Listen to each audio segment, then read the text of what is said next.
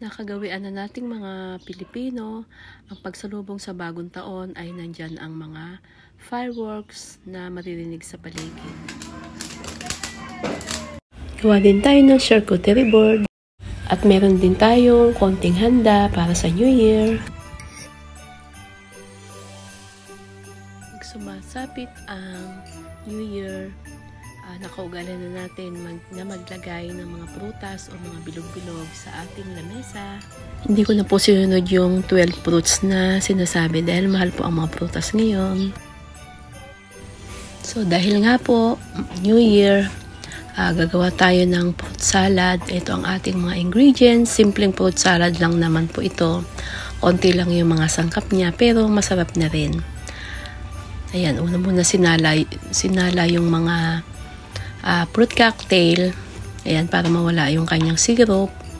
Tapos nag-slice din ako ng apple. Sasamahan po natin ng fresh fruits. Meron tayong apple at saka banana. Yun ang ilalagay ko sa ating fruit salad. At nilagyan ko din po ng konting cheese. Tapos hiwain lang ito ng maliliit na pa-cube. So, siguro yung iba dyan, mas maraming inihanda ngayong New Year dahil sabi nga kapag New Year daw ay yung kasabihan ay mas maraming inihanda dahil mas marami daw blessings na dumarating. Ito, nilagyan ko din ng mga 2 piraso lang naman na banana. Yan kasi masarap tong banana na latundan. So, ayan, simpleng handa lamang po sa New Year dahil New Year po ay birthday din po ng aking eldest daughter. Kaya yan po, pag New Year ay medyo, ayun, sinasabay na yung handa, isang handaan na lang po dahil nga New Year at birthday na rin niya. So itong condensed milk nga pala ay hindi ko naman siya nilagay lahat. Tinansya-tansya ko lang kung yung tamis niya hindi masyadong matamis. Siguro mga kalahati lang yung nilagay ko na condensed milk. Depende naman po yun sa ating panlasa. Kung gusto natin ng mas matamis or bawasan na lang yung tamis. At kapag may handaan ay hindi rin nawawala ang lumpiang Shanghai. Gumawa lang din po ako ng konting lumpiang Shanghai. Ang ginagawa ko po sa lumpiang Shanghai ay niluluto ko na yung karne, tsaka yung mga carrots, yung mga sahog niya, sibuyas, ganun. Niluluto ko na yung karne para hindi siya, di ba minsan pag napabayaan mo, naiiba yung lasa. Kaya ang ginagawa ko, pagkagaling sa palengke, yung giniling, inaano ko na siya sa kawali. Pinapaano ko na siya sa kawali hanggang sa matuyo. Tapos yun, ilalagay ko na yung kanyang mga sangkap, bawang, sibuyas, carrots, tapos toyo, konting toyo. Tapos yung pampalasa, kung ano yung gusto natin pampalasa, plus kinchay. Yun ang nilalagay ko sa aking lumpiang Shanghai. Meron din tayong embutido. Ayan. May naprito na sila. At dahil nga birthday ng anak ko, meron din siyang maliit na cake. At meron ding mga kakanin na matatamis dahil mayroon din tayong pamahiin na mula sa mga Filipino-Chinese na ang mga pagkain daw na malalagkit kapag bagong taon. Tulad nitong mga kakanin ay pampaswerte daw sa relasyon ng pamilya dahil dito daw malagkit ay magiging ganoon din daw ang bonding ng pamilya. So nagluto din pala ako ng konting carbonara dahil request ng aking mga anak, di ba, pag mga bata gusto ng mga ganitong medyo matatamis. Kaya ayan, nagluto ng carbonara. Nilagyan din ng cheese. May all-purpose cream at saka gatas na evap.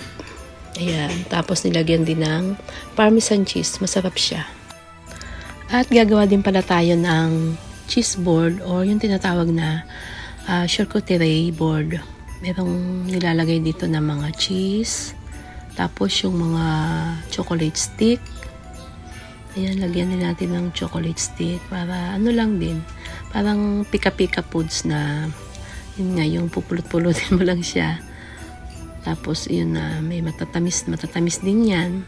Tapos yung iba ay mga pretzels. Ayan, may mga flavor na chocolate or white chocolate, may milk, ganon yung nilalagay dito. Depende sa atin kung ano yung gusto nating ilagay. Mayroong mga nuts, chocolate na mga bilog-bilog, ganon. kung ano yung gusto nating ilagay. Pwede ring crackers. Ayan, lalagyan din natin to ng crackers. So, isang tawag din po dito ay appetizer. Yung appetizer na sa wooden board. Tapos, pwede rin tong lagyan ng meats or yung mga ham, ganon. Pwede rin siyang lagyan.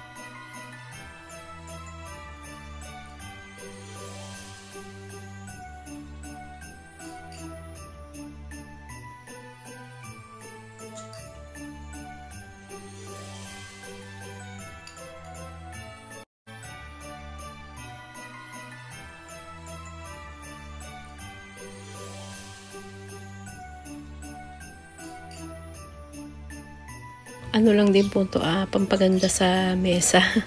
Tapos pag may mga bata, ayun, pwedeng pulot-pulot lang dito, dukot-dukot. Yung apo ko nga po, habang naggagawa kami nito, ay dukot ng dukot.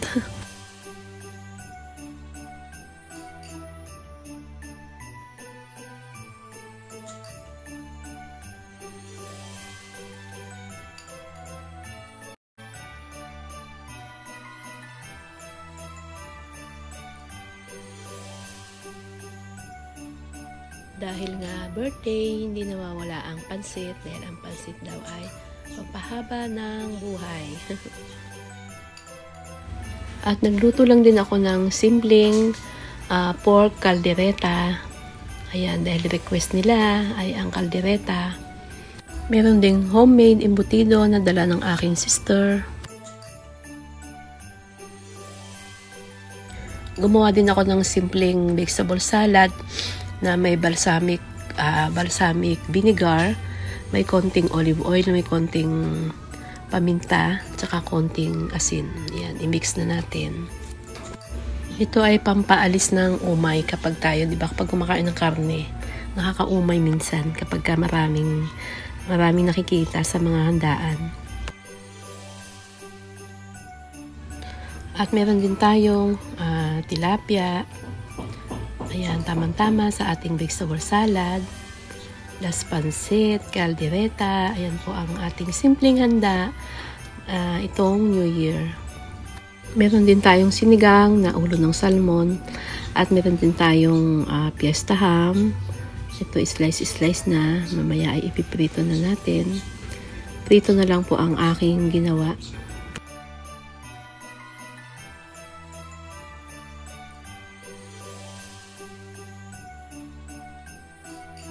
At nag-ihaw din po ng ilang pirasong tilapia.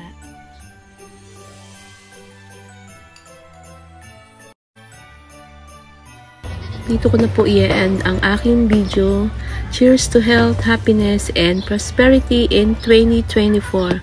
Wishing you and your family a safe, healthy, and prosperous New Year to everyone.